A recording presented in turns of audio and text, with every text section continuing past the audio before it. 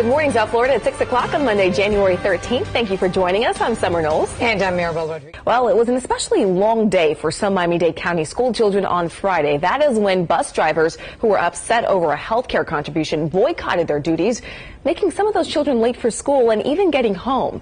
This morning, Miami-Dade school district officials say they do not anticipate a repeat performance, but CBS4's Gabby Fleischman, she's live in Miami this morning with the very latest details. Gabby, good morning. We are going to take a look at our forecast, a beautiful forecast. It was beautiful yesterday, going to be beautiful today. It is. Thank Lisette. We've been on a roll. You're welcome. When the weather gets on, it's time to look forward to some of the stories that will be making headlines this week. The Miami Heat, they are headed to the White House tomorrow, where they will be honored for winning their second straight NBA title. Now, this will be the Heat's second straight trip to the White House.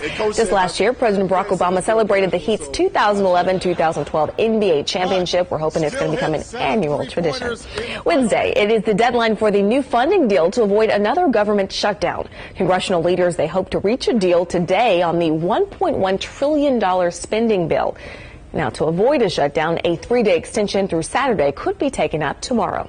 And it will be a big day in Hollywood this Thursday. That's when the nominations for the Oscars are announced. The 86th Academy Awards ceremony, it will take place on March 2nd. Maribel, back to you. Absolutely. Now, Vanessa, did you stay up and watch it? I know Lisette tried and went to sleep. Not at all. No? Not at all. I did see this morning all the tweets. Developing right now out of Puerto Rico this morning. That's where a strong earthquake has rattled the island. The earthquake had a preliminary magnitude of 6.5 and struck just after midnight, about 35 miles off the northern coast. Now, dozens of people reported items falling inside their homes and that they felt buildings sway. The capital of San Juan, about 60 miles from the quake's epicenter. Now, Manuel Rivera, a reporter in San Juan, he described what he felt when the quake struck. Listen. There was no tsunami warning issued, and so far there are no reports of any major damage or injuries. We'll continue to follow the story very closely for you and bring you new details as we get it. All right, thanks, Jamie. 6:35 right now, and here's a look at this morning's other top stories. Police are investigating a double shooting that happened overnight in Liberty City. 2 people were shot at 6222 Northwest 12th Parkway. So far, no word on the extent of injuries or if anyone is in custody. Hialeah Mayor Carlos Hernandez says he wants the name of former Mayor Raul Martinez off all public structures. Our news partners at the Miami Herald report that Hernandez will ask the city council to pass 3 resolutions to remove the names from all city properties, including City Hall.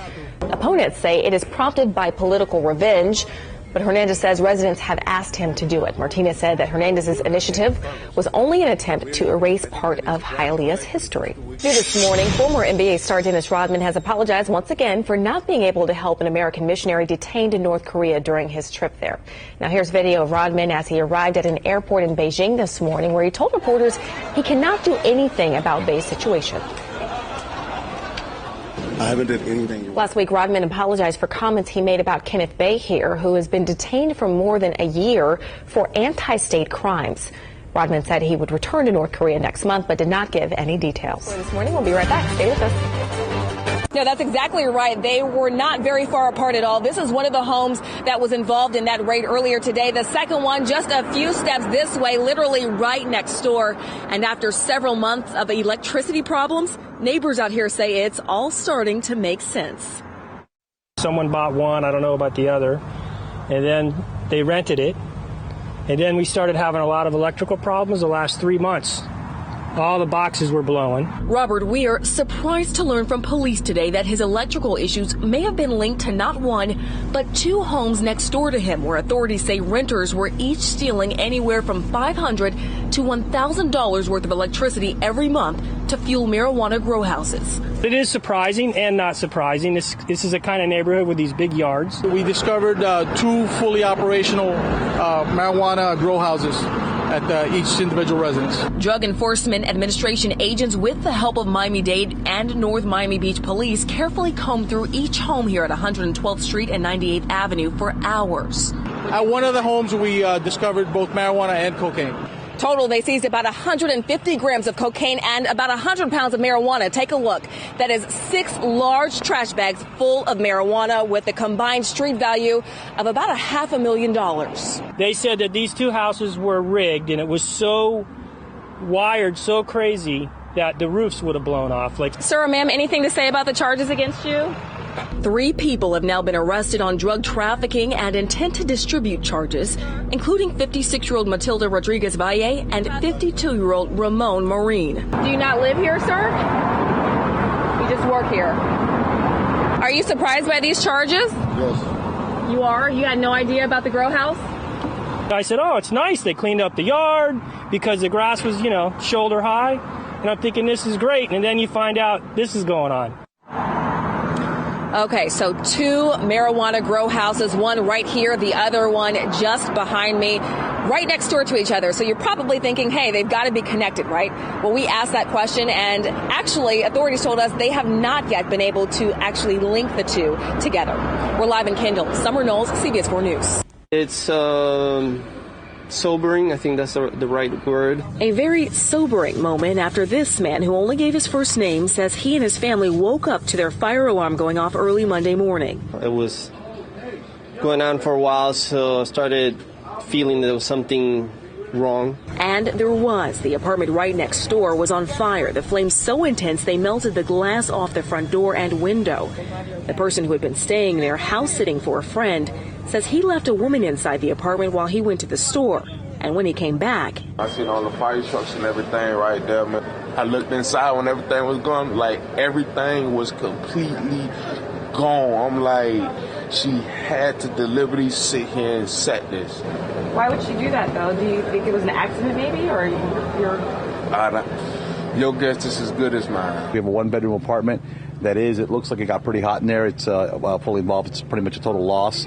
We have some smoke damage to the apartment above it and some water damage to the apartment on either side. Now, fortunately, no one was injured, but a lot of residents here are going to be impacted. If you take a look behind me, you can see one of the reasons why. Right above the apartment door, the wiring for the fire alarm system that runs throughout the building, it was damaged in the fire. It was burned. And because of that, along with other electrical issues, we're told all the residents here may end up being displaced.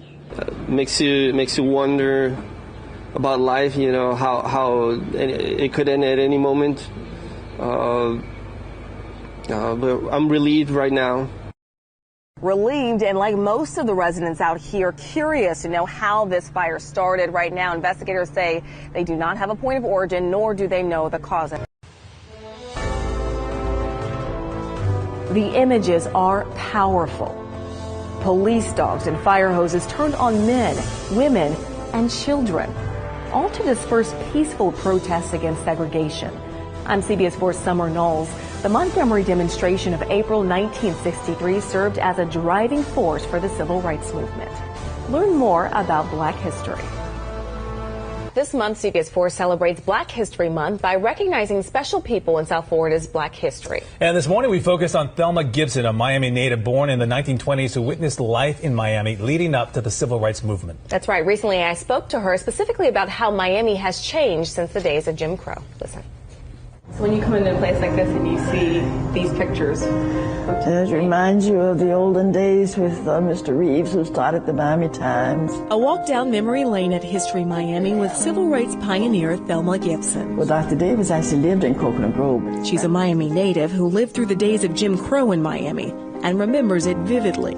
She was actually born and raised in Coconut Grove in the 1920s. We had Colored Town and White Town. It was truly separate and certainly not equal. During a time when segregation was mandated by state law, Gibson says being treated as a second-class citizen, unfortunately, was just the norm. Well, we didn't really know the difference back then so much because we knew where we knew our place pretty much. So back in the day, you and I would not be able to come and sit in a restaurant like this, at a counter like this. No way. No way. No? No way. No. One of the more vivid memories from that time period involving public transportation, having to get on in the front, put your money here, and then turn and walk directly to the back. And this was actually something that was mandated by state law. Take a look. Signs like this one posted in just about every public bus and trolley here in Miami. What if there was only one white person sitting up there? Didn't matter. You sat in the back of the bus. And the inequality extended far beyond that. When you went downtown, the only place that there was in this city, where we're sitting today, the only place as colored you could go to the bathroom was the courthouse. And you had to go in the basement of the courthouse. Bert Hines which is Macy's today. We couldn't try on crows at Macy's. But despite the challenges, Gibson managed to get her education. She became a registered nurse and then joined the Army and received specialized training in the operating room. But she says when she came back to Miami to use those skills at Jackson Memorial, after being hired, she was told there were no positions available once they realized she was black. So she was sent to work in the colored wards of Jackson Memorial Hospital with other black nurses. Only colored patients on the colored floors. That was colored 1, 2, and 3. On colored 1 was medicine, colored 2 was surgery, colored 3 was OBGYN. Gibson says it is important to remember how things used to be so that we can appreciate where we are while pushing for where we can be. Most of us came up not knowing our history. And everybody else teaches their history, but it's so important because we don't know it. And a lot of young blacks don't realize that it was our grandparents and great parents who helped build this country. Now, despite the color of her skin being an obstacle throughout her childhood and adult years, Gibson eventually co-founded the Thelma Gibson Health Initiative that focuses on addressing health care disparities in underserved neighborhoods. And she will actually be speaking at a Civil Rights in Miami forum this evening from 6 o'clock to 7. It's going to be held at the North Dade Regional Library in Miami Gardens. The event is open to the public. Other panelists will include Garth Reeves, H.T. Smith, and Dr. Enid Pinky. A remarkable woman with a remarkable story, and Absolutely. You have a tie to her. Yeah, I found out when she went to go work at the colored wards at Jackson Memorial Hospital, my grandmother was there and welcomed her. She was one of the head nurses there, so that was kind of a cool connection, I found out. Got to know your history. I didn't even know.